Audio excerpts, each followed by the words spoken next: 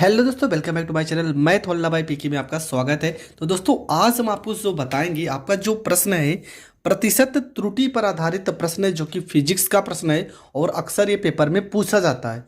तो इस तरह का प्रश्न आप कैसे सॉल्व करोगे, तो आज हम इसका सीखेंगे बहुत ही शानदार तरीका। तो आपका प्रश्न है, लिखा है कि सरल लोलक प्रयोग में लोलक की लंबाई में त्रुटि 2% है और आवर्तकाल के मापन में त्रुटि 3% है। जी के मापन में अधिकतम त्रुटि ज्ञात कीजिए। तो ये आपका प्रश्न है। तो इस प्रश्न को कैसे सॉल्व करना है वो सीखते हैं। तो सबसे पहले क्या लिखा है, लंबाई में त्रुटि। तो लंबाई के लिए हम क्या लिखेंगे, लंबाई के लिए लिखेंगे डेल्टा और यहाँ पे लिख देते हैं यल, ठीक है। और बटे में लिखेंगे एल और गुणे में हो जाएगा आपका 100, ठीक है। तो ये आपका हो जाएगा लंबाई में त्रुटि। तो कितना परसेंट दिया है, तो ये आपका दिया है 2%। तो यहाँ पे 2% लिखेंगे, ठीक है। ये आपका हो जाएगा लंबाई में त्रुटि। इसके बाद आवर्तकाल के मापन में त्रुटि, और आवर्तकाल को हम डेल्टा टी लिखेंगे, बटे में आपका टी हो जाएगा, गुणे में आपका 100 हो जाएगा, बराबर आपका वैल्यू दिया है 3%। तो ये आपका प्रश्न में दिया है, लंबाई में त्रुटि दिया है और आवर्तकाल में त्रुटि दिया है। आपको निकालना है जी के मापन में त्रुटि बताना है, मतलब डेल्टा जी बटे में जी गुणे में 100, ये आपको बताना है। तो सबसे पहले आपको फार्मूला पता होना चाहिए। तो आवर्तकाल का फार्मूला क्या होता है, फार्मूला होता है टी बराबर में 2 यहाँ पे पाई अंडर रूट में हो जाएगा एल बटे में होता है जी।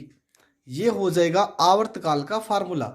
अब यहाँ पे हम सबसे पहले क्या करेंगे, ये 2 पाई गुणनफल में है, इसको हम इस साइड भेजेंगे तो ये आ जाएगा बटे में, ये हो जाएगा 2 पाई अंडर रूट में हो जाएगा एल बटे में आपका हो जाएगा जी। अंडर रूट में एल बटे में जी हो जाएगा।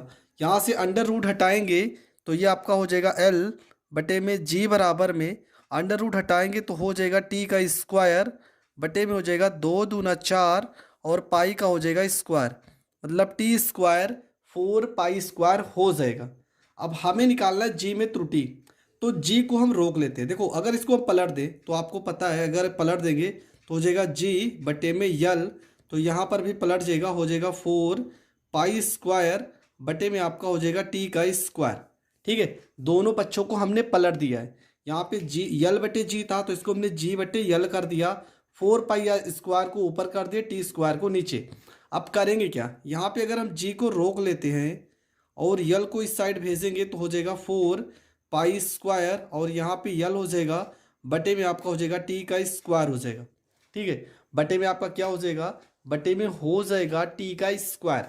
अब करना क्या है, देखो जो अचर पद है इससे हमें कोई मतलब नहीं होता है। मतलब जब भी आप प्रतिशत त्रुटि का सवाल करोगे तो अचर पद से आपको कोई मतलब नहीं है। आप सीधा यहाँ लिखोगे डेल्टा जी बटे में जी हो जाएगा और गुणे में आपका हो जाएगा 100 बराबर, यहाँ पे 4 पाई आर स्क्वायर से मतलब नहीं है, यल लिखा है तो सीधा लिखेंगे डेल्टा एल बटे में एल गुणे में हो जाएगा 100 प्लस में, देखो टी स्क्वायर बटे में है लेकिन इसका भी वैल्यू प्लस में होगा, तो देखो यहाँ पर 2 लिखा है ना, तो ये हो जाएगा 2 गुणे में टी को हम लिख सकते हैं डेल्टा टी बटे में टी और गुणे में हो जाएगा आपका 100 हो जाएगा।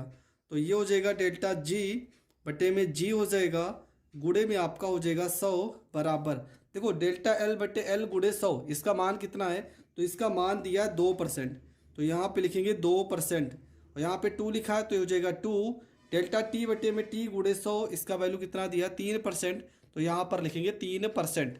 मतलब आपका जो मान आ जाएगा डेल्टा जी बटे में जी हो जाएगा गुणे में हो जाएगा 100 बराबर हो जाएगा 2% और 2 तिया 6, मतलब 2% प्लस में 2 तिया 6% और दोनों को जोड़ देंगे 6 और 2, ये आपका हो जाएगा 8% और यही आपका हो जाएगा करेक्ट आंसर।